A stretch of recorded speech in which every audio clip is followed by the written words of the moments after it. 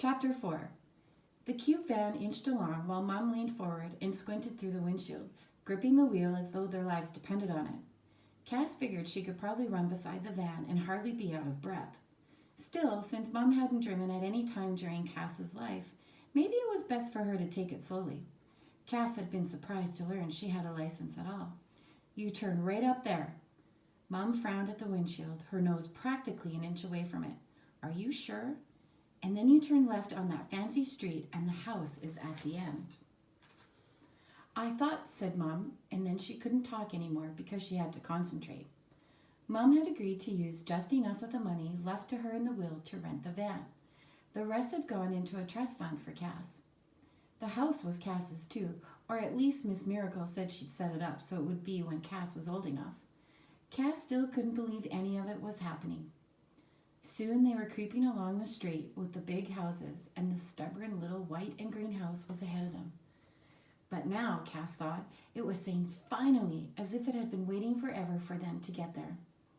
Mom managed to turn the cube van into the driveway and crawled toward the house before jerking on the brakes, sending them both forward as if they were bowing to the house. Cass snorted with laughter. Mom shot her a look, exhaled loudly, and turned off the engine. A minute later, Cass unlocked the door to the little blue kitchen. "Our kitchen," she said out loud.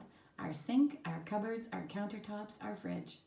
"Our kitchen stuff," Mom said, puffing and dumping a box on the floor. "Come on, there's lots more to go." Cass helped Mom lift out bags and suitcases. They piled them on the lawn next to the flower garden. Although it wasn't a hot day, sweat was soon pouring down Cass's forehead. "Hello, I've brought you some water." It was a man's voice, cheerful and hearty. He was striding across the lawn from the house next door, wearing faded jeans and a t-shirt that said Super Teacher. He was carrying 2 glasses and grinning widely. "Thought I'd be the first to welcome you to the neighborhood." Mom looked at him somewhat distrustfully, then smiled slightly and took a glass of water. Cass eagerly reached for the other one. "Thanks," Mom said, not looking him in the eye. "Don't mention it," he pointed to himself. "Dave Greger." Mom cleared her throat as if her voice suddenly wasn't working right. "Denise Foster," she mumbled, still looking past him. Then she was silent, gripping the glass of water and staring into it. "I'm Cass." "Welcome." If Mr. Greger was taken aback at the unfriendliness of Mom's behavior, he didn't show it at all. "I just moved in right over there a couple of weeks ago, me and my bulldog Bessie. She's a mushhead, but I thought I'd keep her inside till I found out if you'd like dogs or not. She won't bother you, I promise. Doesn't bark much. Loves kids." His voice ground down as he watched Mom's face. "You don't like dogs, do you?" "I don't mind them." Mom lied. Cass knew all about it. In one of the foster homes, there had been a German shepherd that used to corner Mom on the stairs and scared the living daylights out of her. "I'll keep her out of your way," Mr. McGregor promised, "though she's a really good girl. Honestly, she wouldn't hurt a fly."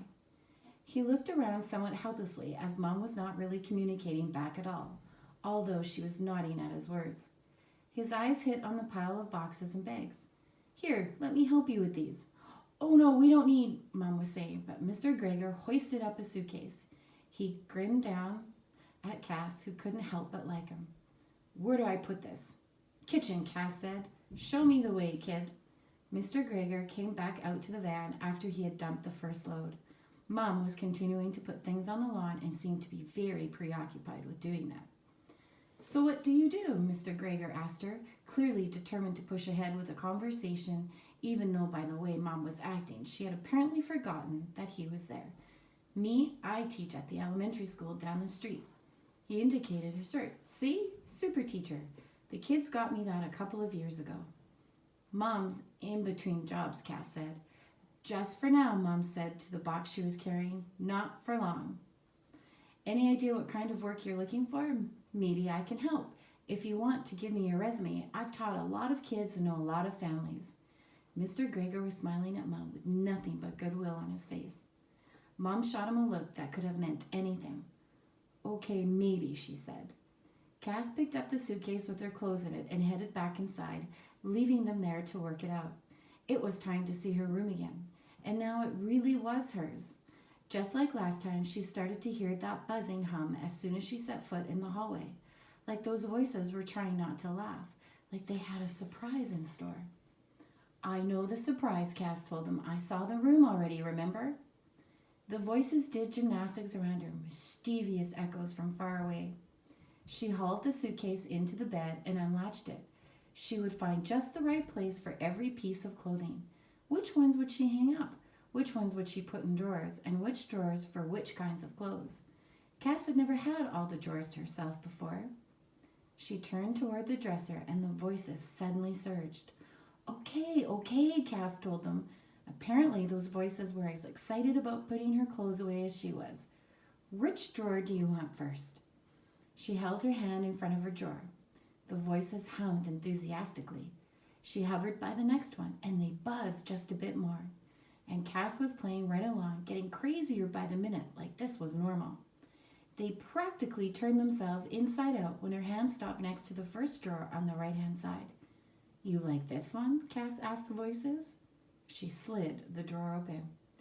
There was something in tissue paper. Cass pushed the paper back to reveal what was inside. Then she screamed.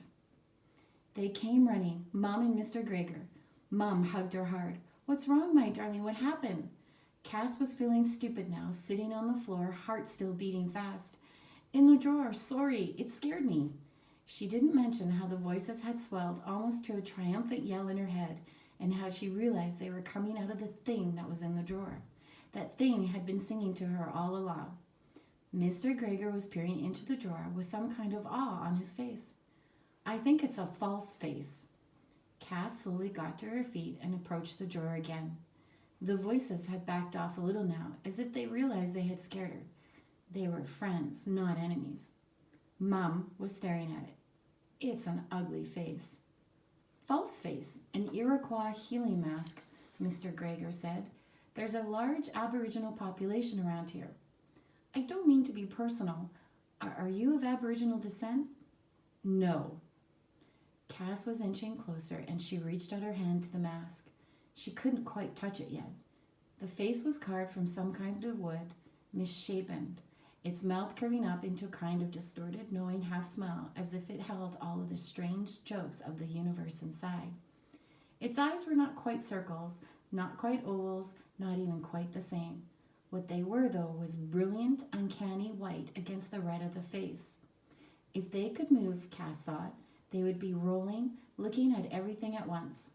The forehead was all wrinkles, like that mask was planning something. Huge and framing that otherworldly face was a mass of crazed black hair, piled inside the tissue paper that had been cradling the mask. Cass stared at it, hardly able to tear her eyes away. She had the strangest feeling that she almost recognized it. The mask grinned back knowingly, as if it could see inside her too. Hot, hot, hot, sang the voices.